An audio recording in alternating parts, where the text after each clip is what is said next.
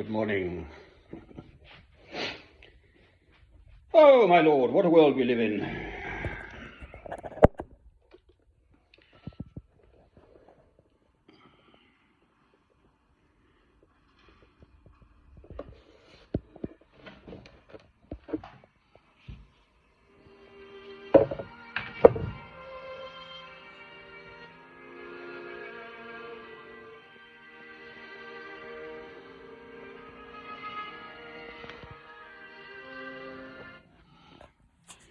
That's Beethoven, late string quartet number 13, slow movement. Something of beauty in this world. Oh, my Lord, I've got to speak. I just have to speak. I am a Christian. I love God through Christ. There are 2 commandments. Love God, love your neighbour as yourself. Every single hair on the head of your fellow man, woman and child is precious and special. You can't even think of harming them. You should not even think, not can't, you should not even think of harming them. And yet, here we are, on plain sight in the full international stage at the White House in America, a country which purports to be the leader of the free world. Well, not my world, thank you.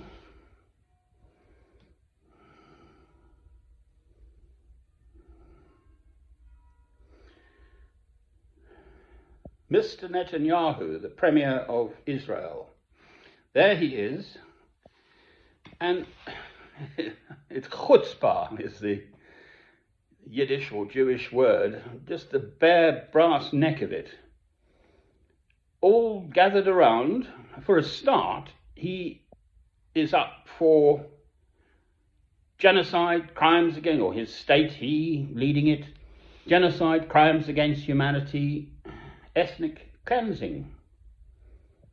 That man, that country is doing it, but armed, funded, armed, and utterly morally supported by a completely immoral situation.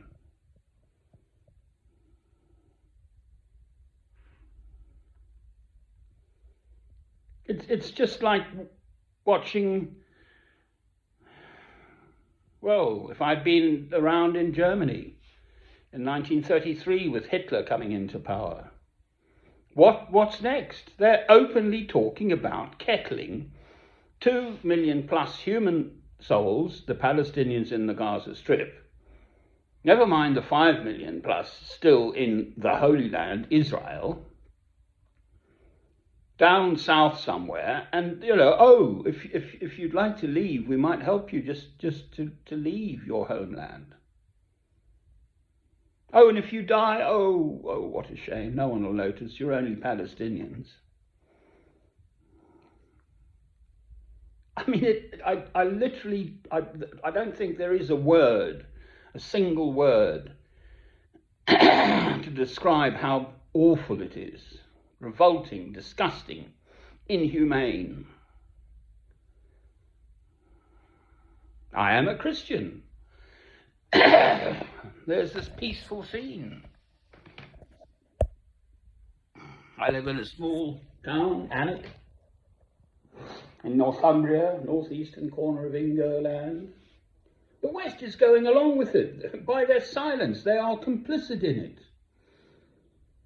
Britain, France and Canada did sort of speak out to some extent. But this has gone on for nearly 2 years. Why do you think Hamas exists at all? What about the IRA in Ireland, as in the country of EIRE, E-I-R-E, Ireland, and the awful atrocities the British committed against them? They were freedom fighters in their estimation, the IRA. No, I actually don't agree with any form of killing. I'm a Christian. I really am, to the point of death. I think I'd rather be killed than have on my conscience that I killed one other single human soul, ever. I know it's easy to sort of say that, but who knows what might happen. And the classic argument is, what if someone turned up with a gun and your family's there, and he or she actually, whomever is threatening to shoot your wife and children, etc. And, you've got to do this or that or the other thing. What do you do then? Well, I don't have a wife and children. I'm all alone, so it doesn't matter about my life. I've got no emotional attachment to this world.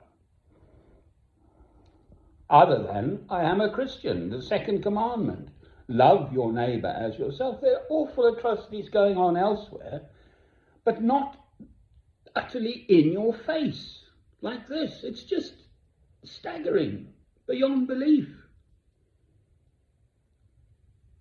Netanyahu comes out just to flatter that awful little man whose name I won't say, the President of the United States of America, suggesting he be recommended to the Nobel Peace Prize for a peace prize. I mean, that's just the world on its head. Yes, okay, it's probably always been on its head, but not in my lifetime to this extent. I'm getting on, approaching my 70 years and 10, 70-year-old I'm nearly, not quite. And I sit here in my material comfort, utterly unable to do anything more than that I can think of. Pray for.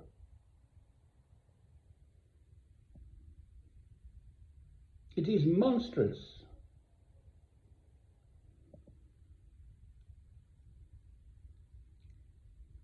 Just because they're the big cheese militarily, financially in the world, they're completely ignoring. America doesn't sign up to this international court, I'm pretty sure that's right. Swathes of human rights, lawyers and others, and international law. Well, it just makes a nonsense of that. Why shouldn't anyone else just, for instance, China just take over Taiwan militarily?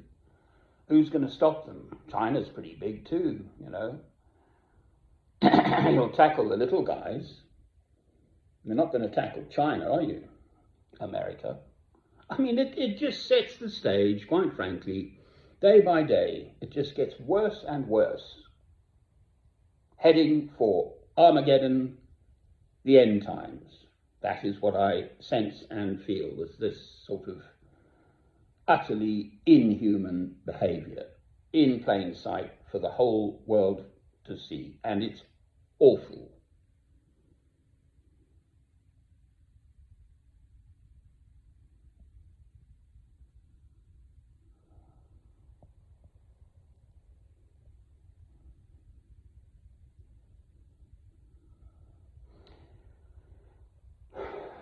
Apparently, my dear Beethoven,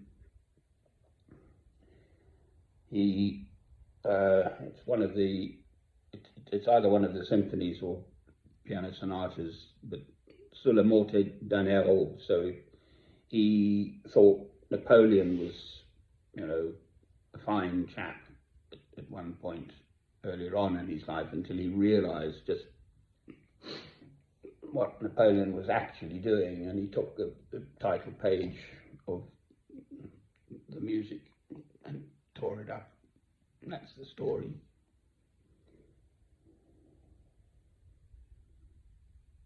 Surely, ordinary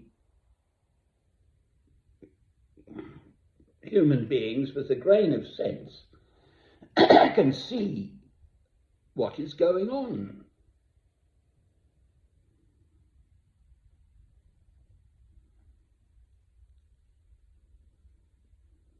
Well, I'm clear. It's evil. In plain sight. They don't see and they don't hear.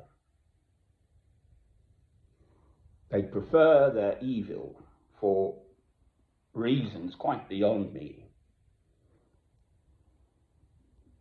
to perpetrate genocide, ethnic cleansing, and their crimes against humanity.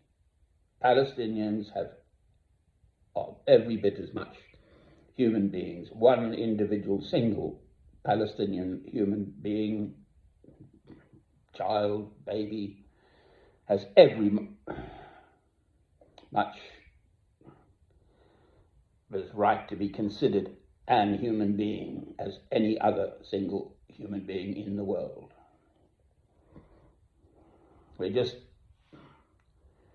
commemorating in Britain the 7/7, they call it. 20 years ago there were the bombings in London, so-called terrorist bombings. Well, I'm sorry, wasn't that long after the Second War in Iraq, where the West went in and just slaughtered indiscriminately countless hundreds of thousands of innocent Iraqi citizens. What are the survivors from Palestine, the Holy Land, be they in the Gaza Strip or in the West Bank or elsewhere, in Jerusalem and so on, Jerusalem? Next generation, unless you're very strong, your being will be imbued with hatred of the other lot. And the other lot in this case are Jews, Hebrews, God's chosen people, no less. God is the boss. He knew all this. He put the Muslim in the world, as it were, before Christians with Ishmael. So there was Abraham and Sarai, who then became Abraham and Sarah. In their old age, no child, God said, sleep with your servant, to Sarah, to Abraham, etc. Sleep with your servant woman's, your wife's servant woman. And then along came Ishmael, who is then the sort of founding father of the Muslims. Muhammad is AD 600 plus. Obviously he's venerated, but the actual founding father traces back to Ishmael, and then came Isaac, a natural birth with his wife. Abraham and Sarah then had a child within wedlock, which means, well, the Jews were there with Abraham, obviously, but then the Muslims came, in a sense, and then the Christians obviously came. Abraham is about, I think, 1,500 years before Christ.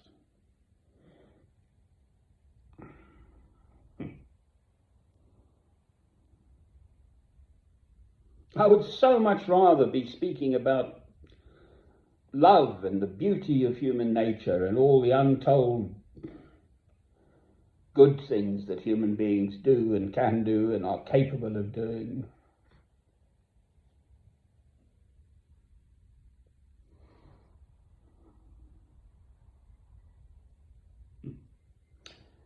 On a personal note, my poor old birdies haven't been fed this morning. My feet are seriously playing up with gout. Yuck. I'm on painkillers for it. Never mind. I can still speak. I'm conscious that I could be arrested potentially for, I don't know, some new law enacted in this foul little England in which I am living, of which I'm a citizen thereof, British. I'm utterly appalled. The Second War in Iraq, I was so devastated by that awful little man, the poodle, Mr. Tony Blair, getting voted back into power, and as did George W. Bush, the real perpetrator of the Second War in Iraq, with the slaughter of countless hundreds of thousands of human souls in Iraq, for oil primarily. And they both of them got voted back into power. The citizens of America and Britain had seen They'd seen the playbook, and Mr. Tony Blair got voted back into power summer of 2005, and I was in the process of getting my visa just to go anywhere but Ingerland. That's why I say Ingerland, primarily, because of that second war in Iraq and its utter monstrous hypocrisy and appalling situation then. Well, I can't leave Ingerland now. I need medical attention. I have, as would be described in Hello, Hello, a dicky ticker, so I need blasted heart pills, 7 of them each day. That's on my personal stuff. But so what? Who cares?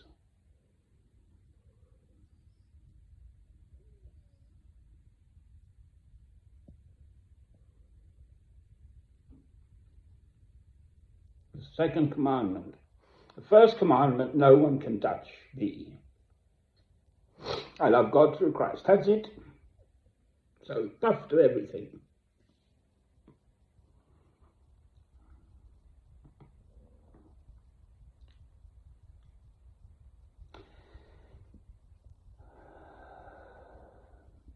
I live a pretty monastic life. I talk to my spiders. My butterflies are finally a few butterflies turning up.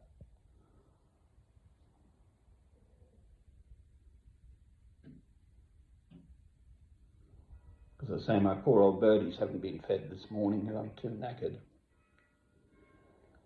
But they turn up.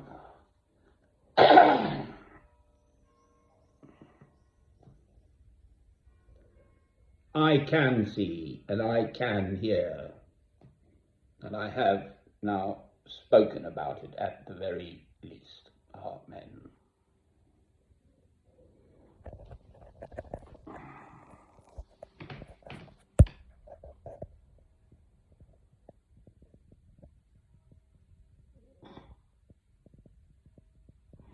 We hear the bell tolling, but it's John Donne, the poem, ask not for whom the bell tolls, it tolls for thee. Amen.